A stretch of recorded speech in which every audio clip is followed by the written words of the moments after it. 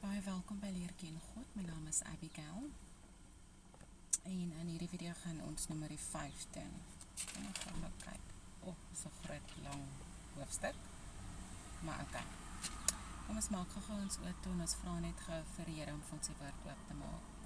God ons Hemelse Vader, baie dankie vir 'n nuwe dag en baie dankie vir 'n nuwe jaar. Dis my eerste video vir die jaar. Behoed en bewaar en beskerm ons asseblief. Maak asseblief ons die woord oop sodat ons kan sien wat ons moet sien, hoor wat ons moet hoor en leer wat ons moet leer. Ons bid dit in Jesus Christus se naam. Amen. Okay. Opskrif is bevel om al die onreines buitekant die laar af te sonder. So ons is nog steeds, Moses is nog steeds met die groep mense, nee. En die Here het met Moses gespreek en gesê, gee bevel aan die kinders van Israel, dat hulle uit die laar wegstuur al die melaatse mense en almal wat 'n vloeiing het, en almal wat deur 'n lijk onrein is. Man sowel as vrou moet julle wegstuur, buitekant die laar moet julle hulle wegstuur, sodat hulle nie 'n laar verontreinig waar ek in hulle midde woon nie. En die kinders van Israel het so gedoen en hulle buitekant die laar gestuur. Soos die Here met Moses gespreek het, so het die kinders van Israel gedoen. Volgende opskrif is wette oor die teruggawe van ontvreemde goed. Verder het die Here met Moses gespreek en gesê, spreek met die kinders van Israel. As 'n man of vrou enige menslike sonde doen, sodat ontrou teen die Here gehandel word en die siel skuldig word, dan moet hulle hul sonde wat hulle gedoen het bely. Daarna moet hy wat hy skuldig is ten volle teruggee en die 5de deel daarvan byvoeg en hy moet dit aan die een gee teen wie hy hom skuldig gemaak het. Ek neem aan as hulle ietsie gesteel het. Maar as die man geen losser het aan wie die skuld teruggegee kan word nie, behoort die skuld wat teruggegee moet word aan die Here, aan die priester, behalwe die versoeningsram waarmee hy hom versoening doen. En elke heffing van al die heilige gawes van die kinders van Israel, wat hulle na die priester bring, moet syne wees. En elkeen sy heilige gawes, dit moet syne wees. Wat iemand aan die priester gee, moet syne wees.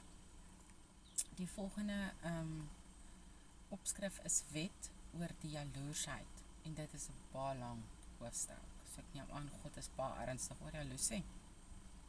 Verder het die Here met Moses gespreek en gesê, spreek met die kinders van Israel en sê vir hulle, as iemand se vrou afwyk en 'n troubreuk teen hom begaan en 'n man met haar vleeslike gemeenskap het, maar dit vir die oë van haar man verborge bly en sy nie uitgevind is nie, hoewel sy haar verontreinig het, terwyl daar geen getuie teen haar is en sy nie betrap is nie, en daar kom 'n gees van jaloersheid oor hom, sodat hy jaloers word op sy vrou, terwyl sy haar inderdaad verontreinig het, of 'n gees van jaloersheid kom oor hom, sodat hy jaloers word op sy vrou, terwyl sy haar nie verontreinig het nie, dan moet die man sy vrou na die priester bring, en hy moet haar offer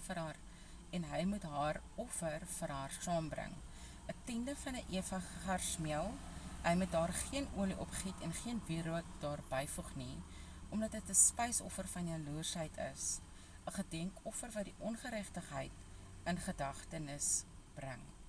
En die priester moet haar laat naderkom en haar voor die aangesig van die Here stel.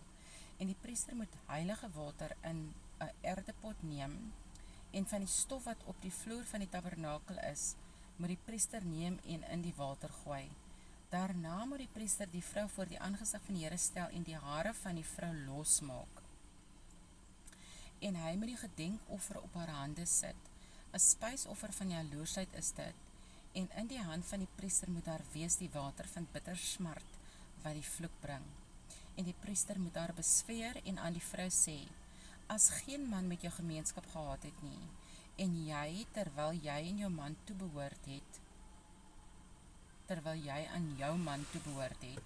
nie afgewyk het in onreinheid nie, wees dan vry van hierdie water van bitter smart, wat die vloek bring.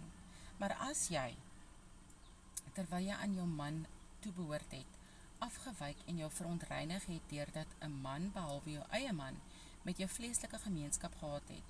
So moet dan die priester die vrou met die eed van vervloeking besweer, en die priester moet aan die vrou sê, mag die Here jou tot 'n vervloeking en 'n verwensing maak onder jou volk, deurdat die Here jou heup laat inval en jou skoot laat opswel.